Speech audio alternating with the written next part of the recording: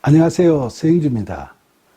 여러분, 우리가 어릴 때는 한옥 대청마루에 한자로 가하만사성이라는 고사성어를 쓴 액자가 걸려있는 집들이 많았습니다.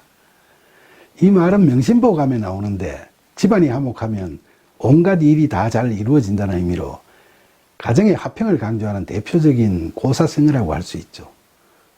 요즘도 간혹 이 문구를 가운으로 삼아서 붓글씨로 잘 쓴 액자를 만들어서 벽에 걸어두는 집들이 가끔 눈에 띄기도 합니다.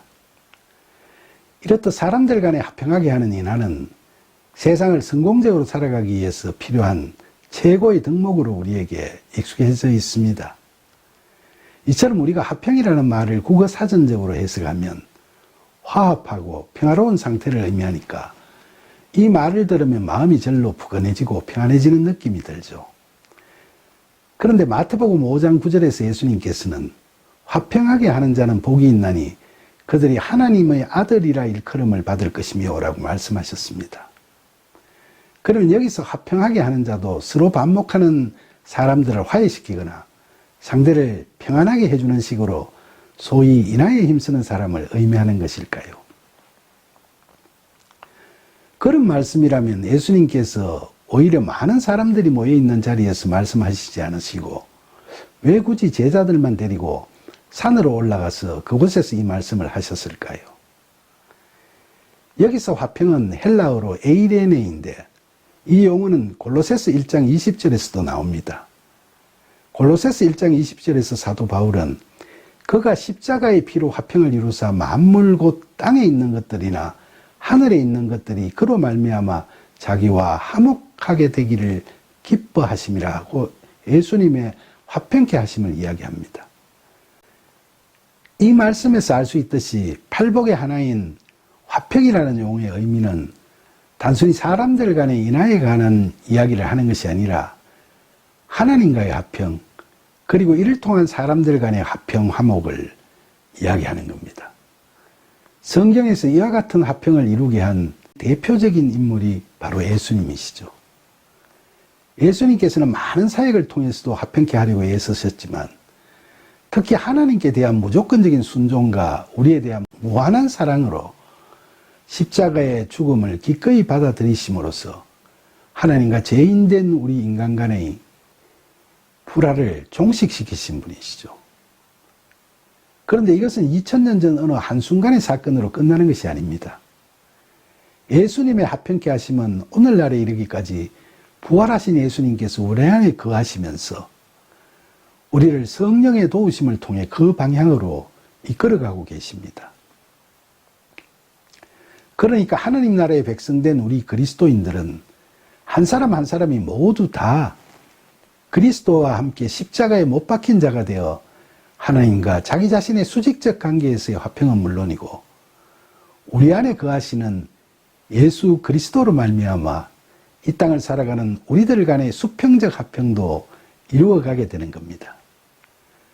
요한복음 14장 20절에서 예수님께서는 그날에는 내가 아버지 안에 너희가 내 안에 내가 너희 안에 있는 것을 너희가 알리라 라고 말씀하셨는데 예수님께서 우리 안에 거하시고 우리가 예수님 안에 거하게 되는 신앙의 경지에 다다르면 우리는 성령의 이끄심에 따라 화평케 하는 자로서의 복을 누리게 되는 거죠.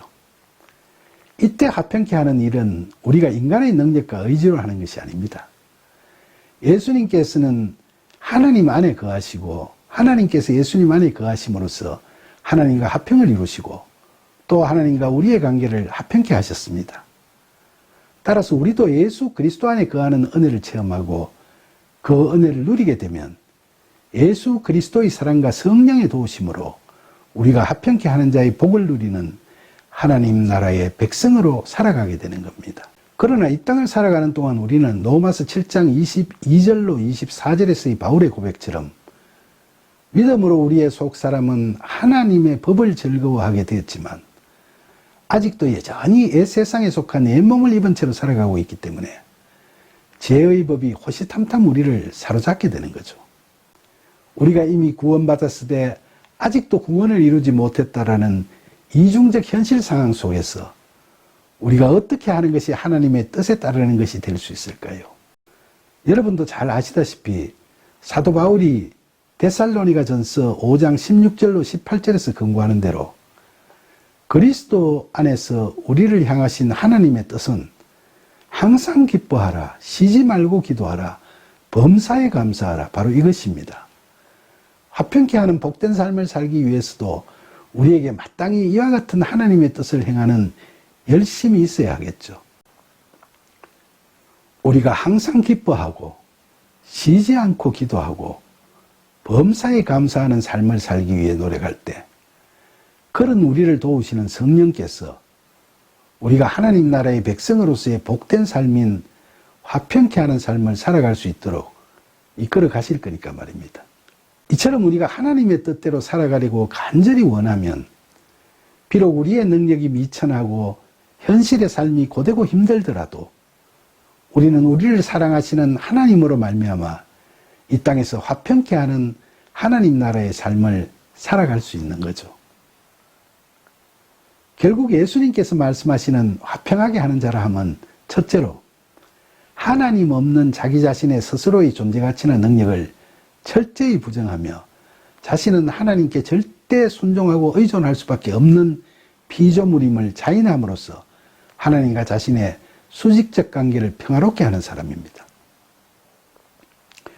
이 이야기는 어떻게 보면 굉장히 무서운 뜻을 내포하고 있습니다. 왜냐하면 이 이야기는 자신의 가능성을 부인하거나 부정하지 못하고 내 인생은 나의 것이라고 머리를 꼿꼿이 들고 자신의 주체성과 자율성을 내세우면 하나님과의 화평은 불가능하다는 의미를 갖고 있기 때문이죠. 화평이 불가능하면 무엇이 닥칩니까? 하나님의 진노가 부어지지 않습니까? 성경을 보면 우리가 성경적 가치관에 입각하여 우리의 실체를 분명히 인식하고 하나님을 의지하고 하나님께 순종하는 화평의 삶을 살아갈 때 우리에게 부어지는 하늘의 평안을 시편 121편 1절로 8절에서는 이렇게 노래하고 있습니다. 내가 산을 향하여 눈을 들리라. 나의 도움이 어디서 올까? 나의 도움은 천지를 지으신 여호와에게서로다. 여호와께서 너를 실족하지 아니하게 하시며 너를 지키시는 이가 졸지 아니하시리로다. 이스라엘을 지키시는 이는 졸지도 아니하시고 주무시지도 아니하시리로다. 여호와는 너를 지키시는 이시라. 여호와께서 너 오른쪽에서 너 그늘이 되시나니 낮에 해가 너를 상하게 하지 아니하며 밤의 달도 너를 해치지 아니하리로다. 여호와께서 너를 지켜 모든 환난을 면하게 하시며 또 너 영혼을 지키시리로다. 여호와께서 너의 출입을 지금부터 영원까지 지키시리로다. 아멘. 이와 같은 하늘의 평강은 인간의 어떤 행위로 인해 주어지는 것이 아니죠. 이처럼 하나님과의 화평의 삶을 살아가는 사람에게 부어지는 하나님의 평안은 우리에게 무슨 물질적 풍요가 주어지거나 병이 낫거나 삶의 환경이 윤택해지거나 하는 이런 것들을 의미하지는 않습니다. 그것은 세상적인 삶에서 풍요나 평안이 우리에게 주어지지 않았을 때에도 사라지지 않는 평안, 바로 시편 121편에서 노래하는 그런 평안을 의미하죠. 사사기 6장에 보면 여호와 하나님께서 자신들을 버렸기 때문에 나라가 미디안의 손아귀에 들어가 버렸다고 낙담하고 있던 기드온에게 나타나신 하나님께서는 내가 너를 보낸 것은 너로 하여금 이스라엘을 미디안의 손에서 구원하려 함이라고 용기를 불러 일으키시면서 너는 안심하라, 두려워하지 말라, 죽지 아니하리라 하고 그를 위로하셨죠. 이와 같은 하나님과의 화평함 속에서 기드온은 그곳에 제단을 쌓고 그 이름을 여호와 샬롬, 즉 하나님의 평강이라고 명명했습니다. 그리고 그날 밤 하나님께서 명하시는 대로 자기 아버지 집에 모셔둔 이방신 바알의 제단을 헐어버리고 그 곁에 있던 아세라상을 찍어 부숴버렸죠. 그리고 그는 여호와 하나님께서 자신에게 부어주신 하늘의 평안에 힘입어 그분께서 명하신 대로 미디안을 무찌르기 위해 분연히 일어날 수 있게 됐던 겁니다. 여러분 중에는 찬송가 내 평생에 가는 길을 작사한 호라시오 스페포드 변호사의 이야기를 들으신 분들이 많이 계실 겁니다. 평화롭고 행복한 가정을 꾸리고 잘 살아가던 스패포드는 어느 날 갑자기 외아들을 잃고 또 시카고 대화재로 전 재산을 잃어버리는 불행한 상황이 겹치는 가운데서 또다시 그의 아내와 딸들이 타고 가던 배가 대서양에서 철갑선과 충돌해서 침몰하는 바람에 아내는 겨우 구조됐지만 4명의 딸들을 한꺼번에 모두 잃어버리는 처참한 지경에 빠져버렸습니다. 자신에게 닥쳐온 참담한 비극적 사건들로 슬픔과 절망 속에 빠져버린 그가 구조된 아내를 만나기 위해 배를 타고 대서양 사고 지점을 지날 때 그는 밤이 새도록 선상에서 하나님께 원망하고 한탄하며 울부짖고 또 회개의 눈물도 흘렸습니다. 그리고 그 밤이 지나고 새벽이 왔을 때 그는 일찍이 체험해보지 못했던 하늘의 평안이 그의 마음에 가득 차는 것을 느끼게 됐습니다. 그래서 종이를 꺼내 자신에게 부어지는 그 마음의 평안을 기록한 것이 바로 내 평생에 가는 길 순탄하여 늘 잔잔한 강 같든지 큰 풍파로 무섭고 어렵든지 나의 영혼은 평하다. 내 영혼 평안해, 내 영혼 평안해라고 하는 그 찬송가입니다. 그 혹독한 환난 중에 체험한 그의 평안은 세상이 설명할 수 없는 평안이었습니다. 환난 가운데서 이루어진 하나님과의 화평함 속에서 그는 이처럼 하늘의 평안을 얻게 되었고 처참하게 부서졌던 그의 삶을 아내와 함께 다시 회복할 수 있었던 거죠.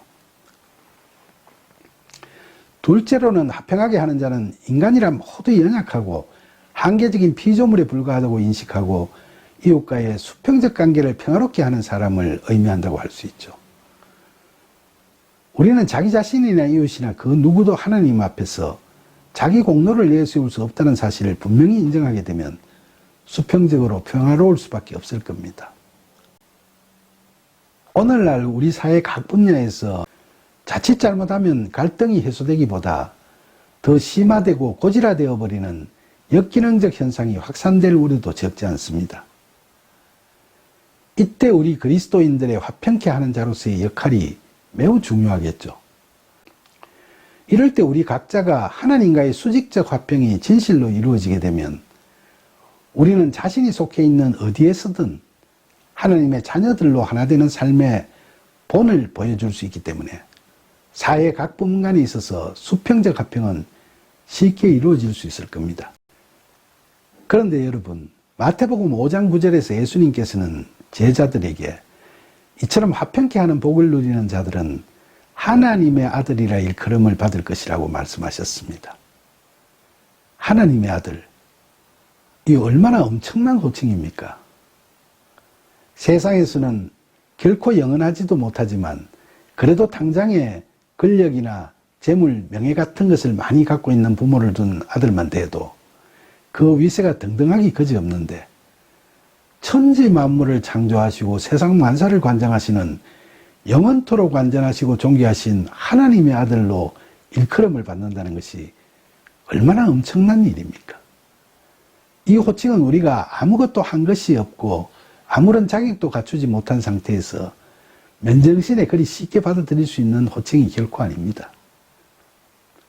그럼에도 불구하고 예수님께서는 우리에게 화평케 하는 자는 하나님의 아들이라고 일컬음을 받을 것이라고 확언하고 계십니다. 예수님께서 그렇게 확연하게 말씀하셨으니까 믿는 자에게 헛된 공약이 될 수가 없으며 우리 중 누구도 이루지 못할 헛꿈이 될 수도 없는 거죠. 그러나 화평케 하는 것은 우리가 마음을 먹었다고 쉽게 될 수 있는 것이 아닙니다. 그러니까 우리의 관점에서 하나님을 바라보고 세상을 읽으려고 하지 마세요. 우리 자신의 모든 것에 대해 하나님께 초점을 맞추고 하나님만 바라보면서 항상 기뻐하고 쉬지 말고 기도하며 범사에 감사하는 참된 믿음의 삶을 살아가는데 집중하세요. 그렇게 하시면 하나님의 평강이 그리스도 예수 안에서 우리의 마음과 생각을 지키시게 될 겁니다. 그리고 사랑과 은혜가 충만하신 하나님께서는 그런 우리를 보시면서 기뻐하시고 우리를 화평하게 하는 자, 곧 하나님의 아들로 일컬음을 받는 자로 만들어 가실 겁니다. 모쪼록 성령의 도우심과 이끄심 속에서 그런 화평이 저와 여러분 모두에게도 임하시기를 간절히 소망합니다. 감사합니다.